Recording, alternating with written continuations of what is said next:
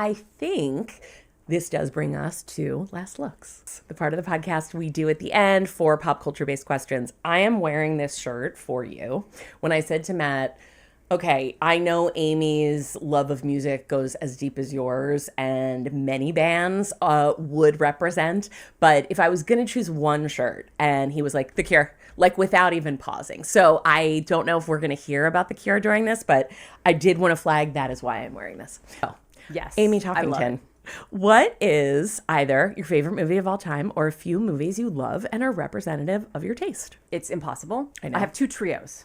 Great. We can go with the underdog trio or the girl trio. Can we go with both? Because now I'm too intrigued to not know. Okay, so I love movies where people are bucking the system and going up against the system. And so my trio of bucking against the system movies are One Flew Over the Cuckoo's Nest, Milos Forman, and Brockovich, and The Graduate is one of my favorites. I love The Graduate. To me, it is so cinematic, and I feel like every frame of that movie is telling me about his emotional state. Mike Nichols, thank you. Mike Nichols, which pivots to my girl list. Are we going to see Working Girl? We are going to say Working Girl. Why am I not wearing my Tess McGill shirt? Thinking about other movies that I love movies about women, of course. Yes. And it just so happens there are three that I love with girl in the title. So Working Girl is one of them. Yes. You know, Mike Nichols. Diary of a Teenage Girl. Yes. Mariella Heller's beautiful incredible coming of age movie. Incredible. How good is Belle Polly in that movie? So incredible. That movie is so good. It's so good. Yeah. And I definitely, want to shout out a few female directors. And Valley Girl, of course. How could you not choose that? How could I not choose? I remember the day my best friend called me up and said, "Oh my God, turn on HBO or whatever channel it was on. Yeah. There's the hottest guy I've ever seen." And we watched it again and again and again and again. It was part of what she was one of my Deep Ellum. She's one of the ones that ventured to Deep Ellum with me. Oh, I love that. And it planted that seed. Completely. There is another world. There is another place. Can we find it? Can we find it in Dallas? I don't think so, but maybe we can. Exactly. And maybe we can find a guy like that. Yeah. It's incredible. I love that. I will not take you down the rabbit hole of talking about Working Girl extensively, and this is just an amazing list. We could have a separate episode, and because I'm still figuring out exactly what this podcast is, I may do that. I need to talk about Working Girl at length. And also, I love that you have The Graduate and Working Girl in there too, because Mike Nichols, one of my absolute favorites, can do no wrong. And I love there's an underdog trio and a girl trio. That's what Working Girl is ultimately too. Oh yeah, it fits in both. She's It's my number two favorite movie. She's not exactly bucking the system, but she's the underdog for sure. She is, and I think it is truly my Say Anything's my favorite movie. Yeah. Working Girl is my second favorite movie. I knew that, and I'm with you. I still have a fantasy. There's a couple people in my life over the years where I have a fantasy of having that moment at the elevator at the end where I'm like, you may have these people fooled, but don't talk to me like we don't know what really happened here. Yeah.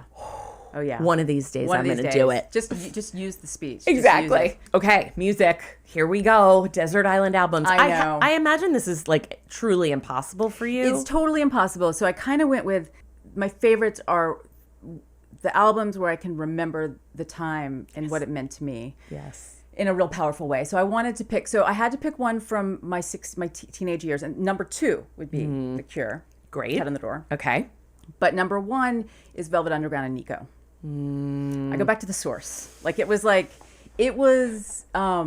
great way to put that. For me, it is the source of so much music that we love. Oh, yes. And that album, I remember one specific moment, actually, going back to Deep Ellum. Mm-hmm. The first night I ever snuck out and went to Deep Ellum, and I had signed. You're 14? I was 16. Oh, you were? Okay. Yeah, or 15. Maybe I was 15, but I was driving, so I was 16. Okay. Mm-hmm. So it was that year before I went to boarding school. I was almost 17. Mm-hmm.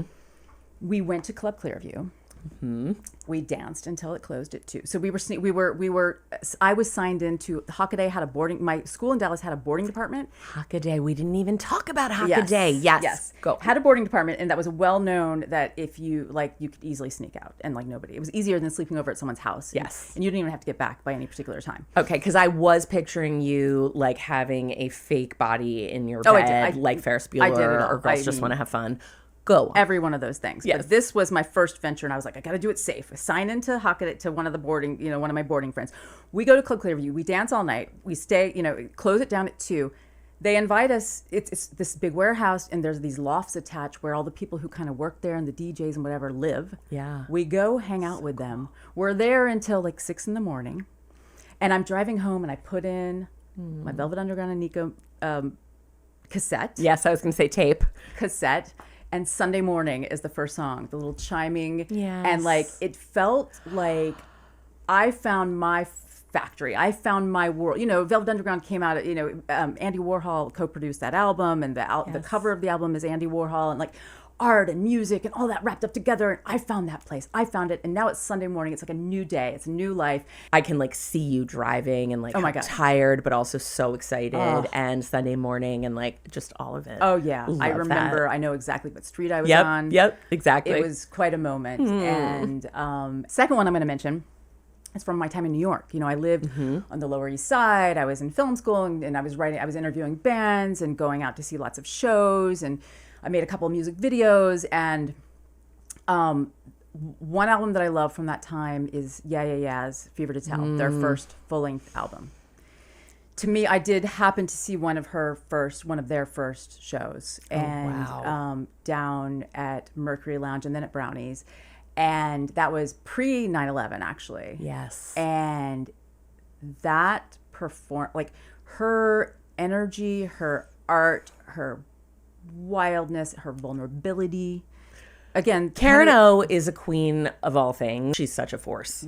Absolutely. So it reminds me of that time of being in those clubs and seeing the bands and kind of feeling like a part of that world and that scene. And also it had, the song Maps is so... I was like, if we don't talk about Maps, who are we? It was almost our wedding song. Yeah, it is so beautiful. They don't love you like I love you. Yeah, it is. Yeah, I mean, it's perfect. She just puts it all out there, but there's also noise and anger and nihilism. Same with Velvet Underground and Nico. They have that dichotomy too in their songs. And so, anyway, those are the two I picked. My third one, do it. Head on the Door. Yeah. Wait, which one is it? Head on the Door. Head on the Door. Yes. Okay. And he does not disappoint. I've seen him play a few times in the last few years. Yes. And they're still incredible. We've actually never seen them. And that is Matt Smith wants to crawl in a hole. He'll be like, can you cut that out of the episode, please? We're going to get there. Robert Smith, wait for us. Oh, you have to. Okay. Books. Do you have a favorite of all time, or have you read anything lately that you would want to recommend? So I was going to talk about Joan Didion, and I was going to talk about S.E. Hinton. I pivoted. I want to talk about a book that I read recently. It's out of Dallas. It's an author from Dallas. Okay. And I got all these calls and emails. You got to read this book. It's called The King of Diamonds by Rena Peterson, nonfiction book. Okay. And I read it, and I loved it. And I'll get to what it's about in a minute. But I reached out to her immediately and said, is your book available? And, this is who I am. And maybe over the years you had met my mom or heard of my mom. And she wrote back and said, I interviewed your mother twice for this book. So I'd read it. Wow. I had read the book and I had loved the book. And then I found that out that my mom was kind of in the book. I mean, not named in the book. But no, but isn't that wild? That is wild. And your mom passed away, not recently, but not that long ago either. Was this after she had passed away? Yeah. This was a year and a half ago, ago. So, and I already wanted it. I was already reaching out to her to see if it was available. So it was like, oh my God, are you kidding me? That's really meaningful. Yeah, and it's a fascinating book. It's about a jewel thief that operated in Dallas in the 1960s. Okay. And he only stole jewels from this select group of sort of high society. Obviously, they were the wealthiest people, but there were other wealthy people. He only stayed in this selective enclave of mostly Highland Park and hit these same families, sometimes repeatedly. And he didn't take everything. And sometimes he wouldn't even take a full set. It was and they never found him. Oh, wow. Cut to a couple of years, or maybe 8 years ago, 10 years ago, this woman, Rena Peterson, who had been a journalist in Dallas and come to Dallas right after the King of Diamonds had sort of disappeared and stopped working, decided she wanted to solve the case before everybody involved died. And she was late 60s, early 70s, went out, interviewed the living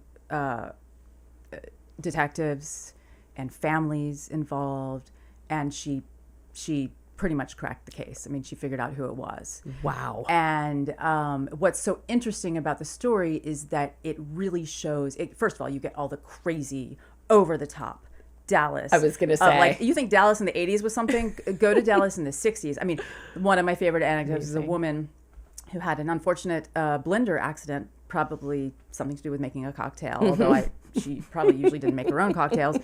She had to get her prosthetic, and the technician said, well, what shape do you want it in? And she said, well, holding a cocktail, of course. Stuff like that. It's that world, but then through the investigation, you get into the underworld, the criminal underworld of Dallas, and then you see how